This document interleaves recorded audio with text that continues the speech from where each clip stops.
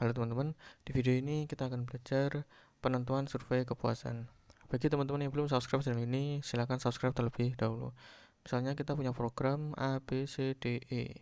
Kemudian kita minta profesional, nah, dalam hal ini responden 1 sampai 5, ini untuk menjalankan program tersebut. Nah, nanti profesional ini atau responden ini nanti akan memberikan penilaian. Nah, seperti di sini ya. Untuk program A, responden 1 nilainya 5 dan seterusnya. Nah, kemudian kita pengen mengkategorikan dengan kriteria kalau misalkan di suatu program itu ada responden yang memberikan nilai 1 atau 2, maka dikategorikan tidak puas gitu ya.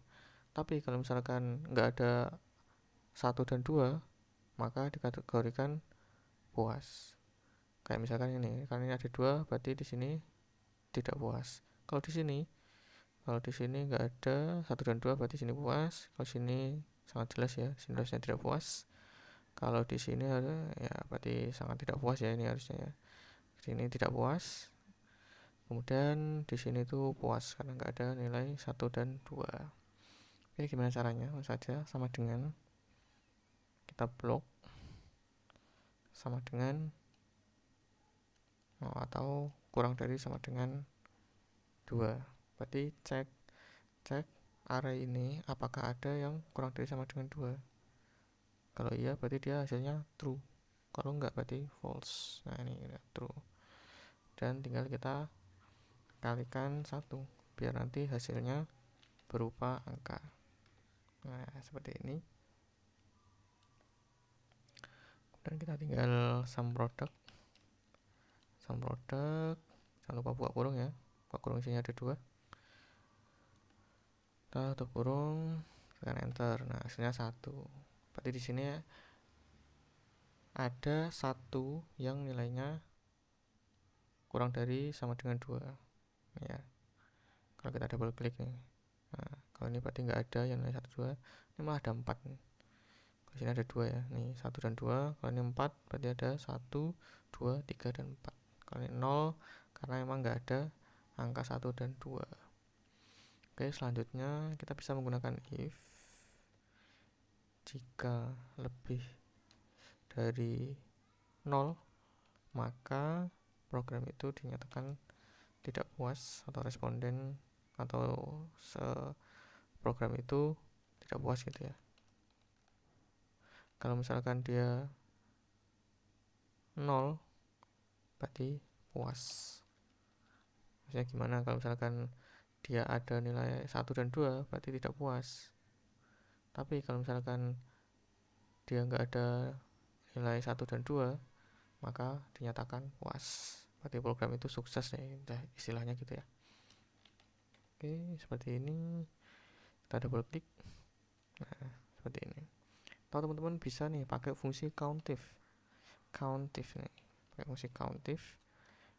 Range-nya ini. Nah, kemudian kriterianya teman-teman pakai petik nih. Petik kurang dari sama dengan 2. Jangan lupa petik lagi ya. Kurung. Nah, kalau misalkan angka biasa kan biasanya cuma 2 doang ya. Tapi karena ada tanda ini ya, kurang dari sama dengan, maka pakai petik. Oke, coba deh. Nah, sama ya, 1 ya. Harusnya nilainya sama kayak tadi ya. 1, 0, 2, 4, 0. Sama ya. Nah, ini tinggal kita if aja.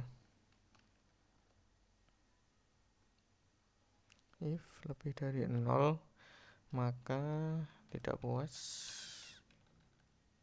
Jika sama dengan 0, maka puas. Harusnya sama. Harusnya sama jawabannya. Nah, sama ya. Nah, ini kan tadi teman-teman pakai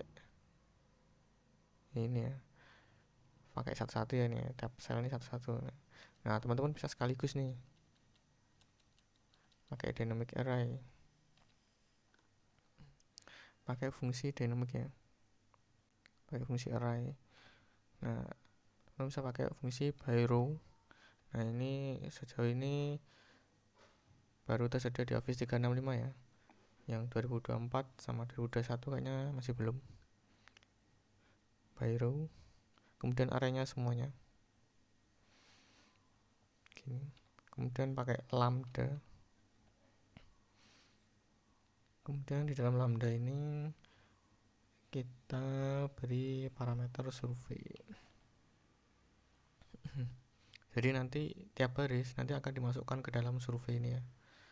Nah, eksekusinya nanti pakai range survei ini.